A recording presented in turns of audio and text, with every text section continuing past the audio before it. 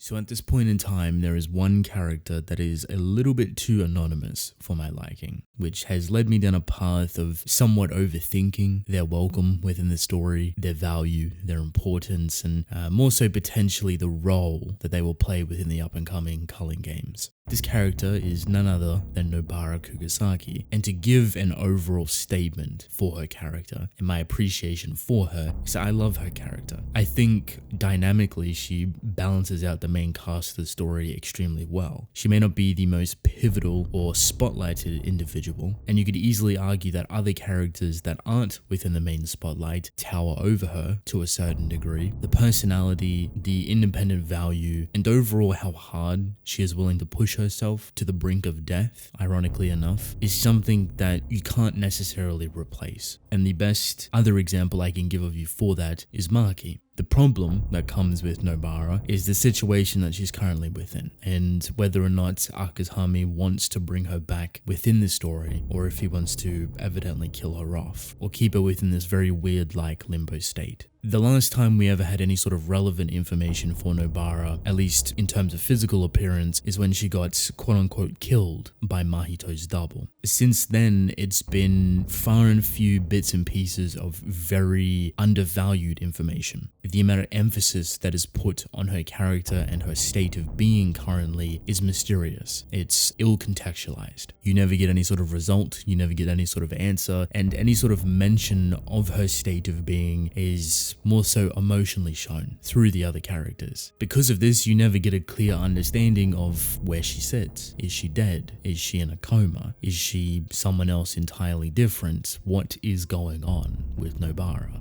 And that's kind of the big ever-looming question, isn't it? Where is Nobara? Is she still alive? Is she going to come back? How is she going to compete with all of these very powerful individuals within the culling games, with our main cast of characters, with someone like Maki, for example, that's just gone through her own separate mini arc to push her down a direction that is almost unrivaled? This is where you start to detour off into an entirely different direction. And the reasoning behind putting her within this limbo state, allowing it to kind of flourish, hopefully, within the background. And it goes all the way back to the Mahito encounter, where you see her go head to head with arguably one of the strongest characters that Yuji was facing at the time, with an ability that was ridiculous to deal with. Something that, if touched, would quite literally morph your soul and kill you within the instant. It'd be very difficult, if not impossible, to survive it. The only reason that there's some sort of flexibility to this argument, to this power that Mahito has, is because he doubled himself. So it somewhat halves his power, theoretically, and the genuine output that Nobara took from Mahito's attack, as much as it was direct, as much as it had contact with her face and could easily warp that portion of her face, which obviously affects her brain, which is quite obviously a critical place, there's still more of a chance to survive. The damage is still high, but the chances of surviving it have doubled. But that doesn't mean that surviving it comes without consequences, because it definitely does. The amount of consequences and how ever-changing it may be is something that we haven't experienced before. It's something that we don't really know the semantics of. That would be trying to understand Mahito's soul-warping ability through and through with every single iteration, but the scariest thing about it is that Mahito himself didn't even know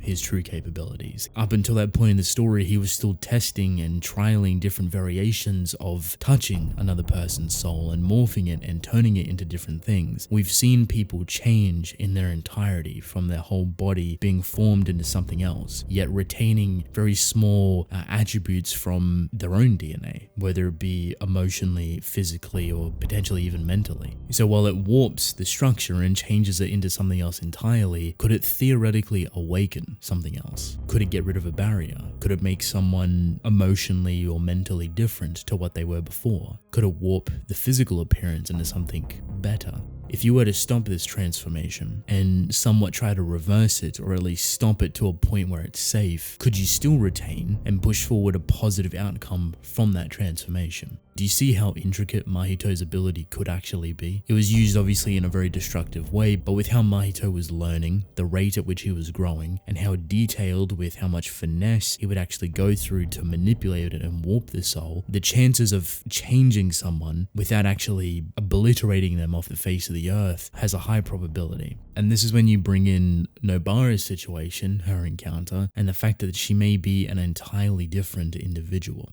See, I've been thinking for a very long time that Nobara's character is 10 times more valuable being alive in whatever state that she is in, rather than being dead. I would argue that her death, quote unquote, within the Shibuya arc and the constant reiteration to characters like Yuji does not do anything if she's actually dead. It would be, in my opinion, rather underwhelming and a very massive loss to the character that she could have been. She had not peaked, she had not developed past her prime, she was learning, she was evolving, she was growing actually at a very rapid and scary rate. She was competing with Mahito, someone that every other sorcerer at that point was struggling to go up against. And while Mahito himself was also growing at a scary rate, it's not like Yuji was towering over Mahito's double. So like Nobara was towering over Mahito's double either. They were somewhat semi-equal at the time. It also helps that Nobara's technique was a hard counter against Mahito,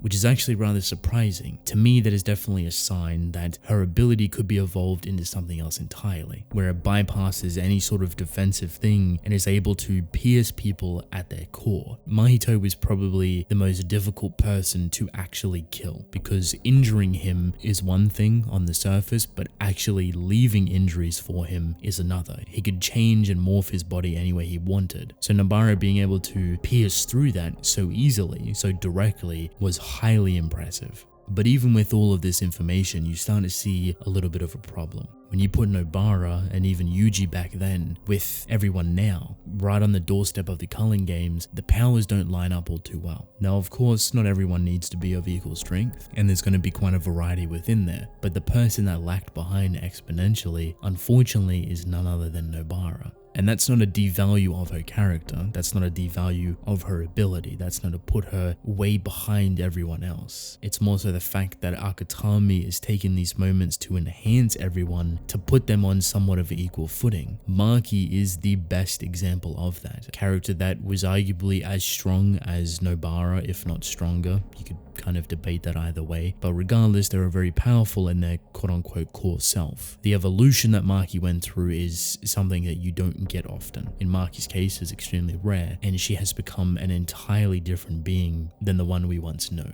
A power that will rival some of the most powerful people within the story. We have already seen it. Funny enough, the main character, Yuji Itadori, is kind of at the lowest point on the hypothetical power scaling list. Everyone else somewhat towers above him because of their power or their ability or their growth that they've had. You can tell that Akutami is really trying to push everyone up together. The easiest thing with Yuji is that he scales with Sukuna, and considering Sukuna is so high, mighty, and powerful, you don't really have to do all too much to enhance Yuji to a whole different level. You don't have to put him through a Maki type arc. You just have to kind of get him close enough to Maki, to Yuta, to Hakari, and to everyone else. Megami, on the other hand, has the inner curse thing. He has the Magarama. It's something that we don't want to mess with, considering how powerful it can be and how he can weaponize it. Megami also has a domain expansion that he hasn't actually finalized legitimately, and which can always evolve over time. Do you see the massive distinction between Nobara within the Shibuya arc and everyone else within the culling games? It hasn't been theoretically all too long.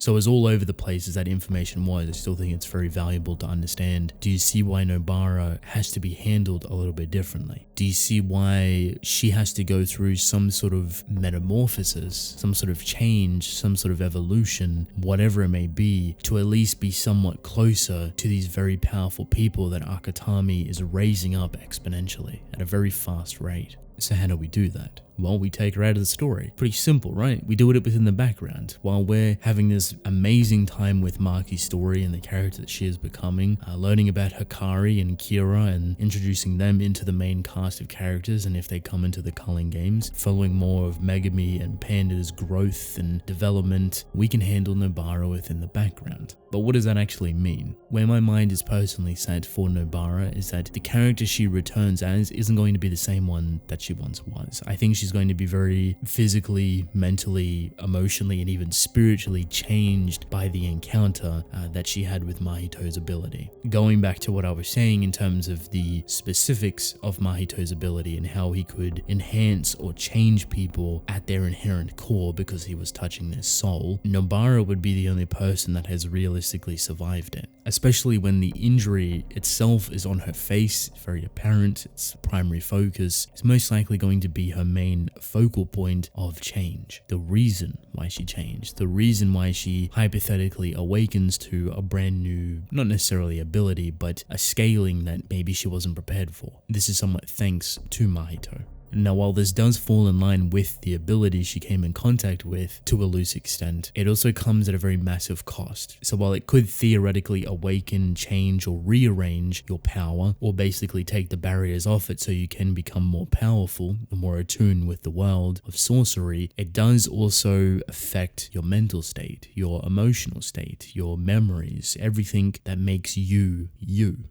The hardest pill to swallow, I believe, would be for everyone witnessing Nobara not being Nobara anymore, being a more shallow version of her, a more cold, callous, and somewhat maybe even manipulative, more emotionally out of tune to what she originally was. And as weird or drastically jarring that may sound, it actually works with the flow of the story. Yes, there's always going to be happy and bright moments. Yes, Nobara, Megami, and Yuji is the kind, lovable, fun trio that they uphold themselves to be. But with everything Yuji has been through, everything Yuta has done, everything Hikari is, where the culling games is going and what that's going to give birth to, Nobara being a lot more colder, her personality being changed, her emotionally being devoid from everyone, and maybe not even remembering people properly, I think fits perfectly for where the story is going. It doesn't mean that her previous memories or emotions aren't there. Maybe they're just not as bright as they used to be. Maybe we see more of that inner aggression she has within a majority of her fights where she wants to thrive, when she wants to destroy everyone within her path.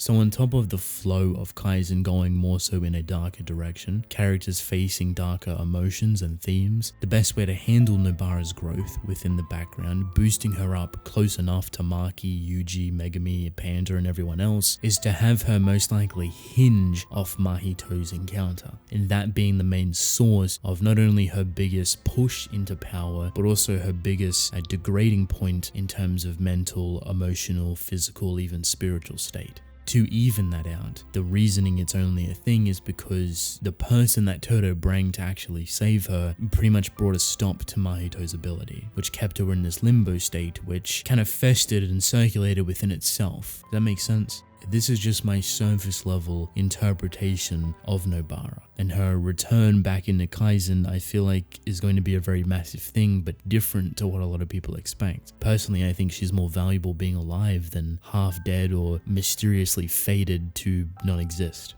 Let's not forget the very overly detailed and very interesting / incredible backstory that we got for her in regards to characters that may be relevant into the culling games. At least 2 individuals there that we know of that could be rather important to her. If they return within the culling game, or if we see anything in regards to them, she is 100% returning. But until we see those characters, all we can do is wait and remind ourselves that whatever Nobara comes back as, it's most likely going to be changed. At least I assume so. The experience that she's gone through, the ability that she has survived that I don't think anyone else has survived, should hypothetically take a very massive toll on her. I think Maki sets the bar beautifully high for Nobara to not necessarily compete with, but to indulge within. But I, for one, couldn't be more interested to see how it all actually unravels. So with that being said, that is basically it. I apologize for the overly long-winded explanation of a character's return that we realistically know nothing about. It's always fun to speculate and to quote-unquote overanalyze things, but we really have nothing to go off, only our own theories, headcanons, etc. Logically, I just can't see Akatami throwing away Nobara's character because it would be very wasteful. But Akatami likes to surprise. He likes to throw a lot of curveballs. So I wouldn't be surprised if there is something that is right in our faces that we are entirely missing. And I don't even want to take into consideration any sort of answers he's given within interviews, because it's very difficult to trust his word knowing how much of a troll he can and can't be. I guess we'll let the story speak for itself, and with time we'll see if Nobara eventually returns. I'd definitely love to hear your thoughts though. With all of that, I want to thank you all for watching. Leave a like and subscribe if you enjoyed. I greatly appreciate it. Drink plenty of water. New video every 3 days, and I will see you within the next one. Goodbye.